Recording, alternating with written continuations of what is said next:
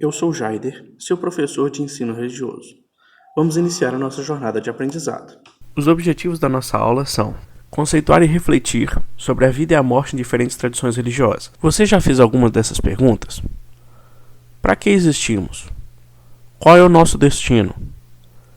O que eu deveria fazer? Como posso entender o sentido da vida? Tanto a religião, como a ciência e a filosofia procuram responder às perguntas que permeiam a nossa existência, assim como essas. Vamos refletir sobre a vida e a morte. Observe a frase e reflita. Se soubéssemos primeiramente de onde estamos e para onde nós nos dirigimos, teríamos a noção do que fazer e poderíamos julgar a melhor maneira de fazê-lo. Abraham Lincoln. Mas o que é a vida para que nós possamos dar um sentido a ela? No meio jurídico, a vida é um direito fundamental, pois sem o direito à vida não se tem como falar de outros tipos de direito. A Constituição Brasileira de 1988 e o Código Civil de 2002 defendem a vida desde a sua formação embrionária. A Declaração Universal dos Direitos Humanos afirma: todo ser humano tem direito à vida, à liberdade e à segurança. Por isso, questões como aborto e eutanásia são tão embatidas no meio dos congressos. Para muitos, a vida é um ciclo, tem começo, meio e fim. Nascer, crescer, multiplicar, morrer. Na filosofia, por exemplo, os filósofos anteriores a Platão e Aristóteles descrevem que o sentido da vida era a busca pela felicidade, e esse sentido só é alcançado na contemplação da vida. Por isso, nesse sentido, a vida se torna a busca constante pela felicidade, pela realização pessoal, e sempre que alcançados esses propósitos, os desafios e metas começam a se transformar de novo, com novos objetivos e novas metas. Alguns pensadores vão dizer que a vida é um estado de atividade incessante, comum aos seres organizados. É um período entre o nascimento e a morte. É a existência ou o funcionamento de alguma coisa. Mas o que vem depois da vida?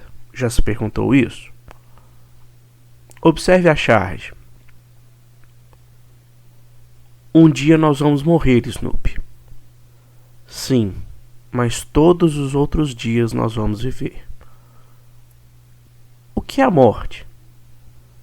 Ela é o fim? Observe o vídeo trocando baterias.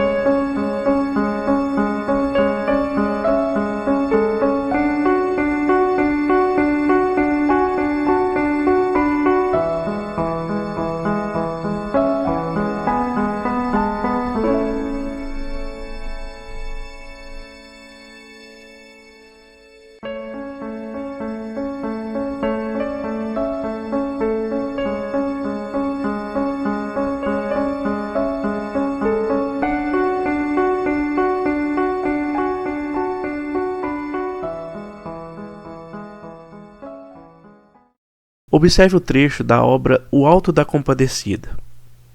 Não tem mais jeito. João Grilo morreu. Acabou-se o grilo mais inteligente deste mundo. Cumpriu sua sentença. Encontrou-se com o único mal irremediável. Aquilo que é a marca de nosso estranho destino sobre essa terra. Aquele fato sem explicação que iguala tudo o que vive num só rebanho de condenados. Porque tudo o que é vivo morre. Que posso fazer agora? Somente seu enterro e rezar por sua alma. Ariano Suassuna, O Alto da Compadecida, página 134, ano 2000. Para o direito, a morte é um fato jurídico que extingue todos os direitos da pessoa natural. Vamos observar diferentes visões sobre a morte. Existe a visão do nada. Os adeptos dessa visão defendem que quando se morre, tudo acaba. Muitos ateus são adeptos dessa visão. Outra forma de visão sobre a morte é a que assume que aqueles que morreram zelam por nós. Muitas religiões africanas e povos ameríndios têm essa visão sobre a morte, onde pessoas morrem e zelam por nós, por isso o culto à ancestralidade. A crença na reencarnação. A vida para os adeptos dessa visão é uma sucessão de encarnações e desencarnações, consequentes do modo de agir durante a vida. Para eles, uma pessoa é boa em uma vida e ela está arranjando coisas boas para as próximas vidas. Caso ela seja má, ela colherá ira e sofrimento para a próxima vida. Assim, esse loop vai acontecendo vida após vida, morte após morte, até o aperfeiçoamento total do espírito. Essa forma de ver a vida e a morte é adotada por muitas religiões como os espíritas, os budistas e os hindus. Existe a doutrina da ressurreição. Essa doutrina afirma que os que se arrependerem de seus pecados, crerem em Jesus, serão ressuscitados no mesmo corpo. Esse mesmo corpo voltará à vida. Eles herdarão a vida eterna, assim como Jesus. Essa é a fé dos cristãos. Ela é amplamente defendida por Paulo, que é considerado o maior expositor dessa doutrina. Algumas curiosidades em diversas outras culturas. Os mexicanos transformam o Dia dos Mortos em festa, pois a crença é de que os mortos viriam visitar os parentes vivos entre os dias 1 e 2 de novembro.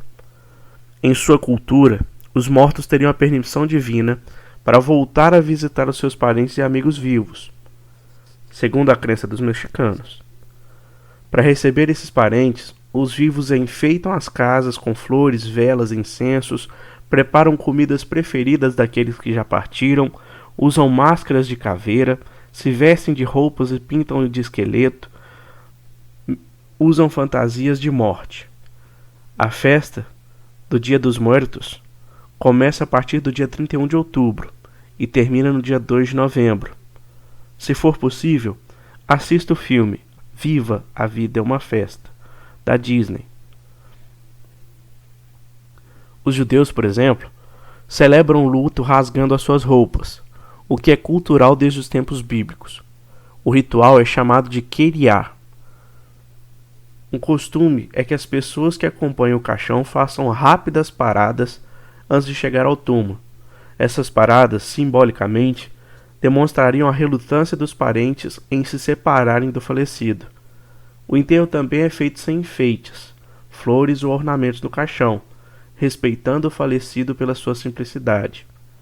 Os judeus não cultuam os mortos, mas diante da morte reafirmam a vida e traduzem a memória em ação. Durante 7 dias depois do enterro, os enlutados judaicos ficam em casa e não fazem qualquer atividade profissional ou de lazer. Nesse período, chamado de Shivá, os parentes e amigos visitam por 3 dias aqueles que estão de luto, pela manhã, à tarde e à noite, e realizam serviços religiosos. Na China, por exemplo, de forma geral, a cerimônia fúnebre dura 7 dias, e os enlutados usam roupas conforme o seu relacionamento com o falecido. Os filhos usam roupas brancas ou pretas e caminham sempre na frente da procissão para o cemitério. Netos e netas usam azul. O uso da cor branca simboliza e lembra a morte, enquanto o vermelho está mais relacionado aos momentos felizes e ao casamento. O número 3 é bastante significativo na cultura chinesa, e é costume que as pessoas façam 3 vezes o mesmo gesto. O anúncio do falecimento é feito por forma de convite, enviado aos parentes e aos amigos. Os convites são geralmente brancos, mas se a pessoa tiver mais de 80 anos, pode vir em cor rosa. Viver mais de 80 anos é considerado uma característica digna de celebração para os chineses. Os enlutados celebram a longevidade e a pessoa do falecimento. Como vimos, por mais que seja uma situação natural, ela é difícil. A maneira com que você enfrenta a morte dependerá do seu modo de vida. Fundamente a sua vida na prática do bem. Seja feliz. Deixe um legado maravilhoso, pois um dia a morte nos alcançará. Como diz a Bíblia, do pó viemos, para o pó voltaremos. Aguardo você para a próxima aula. Qualquer dúvida, estou à disposição no WhatsApp da turma para tirar as suas dúvidas.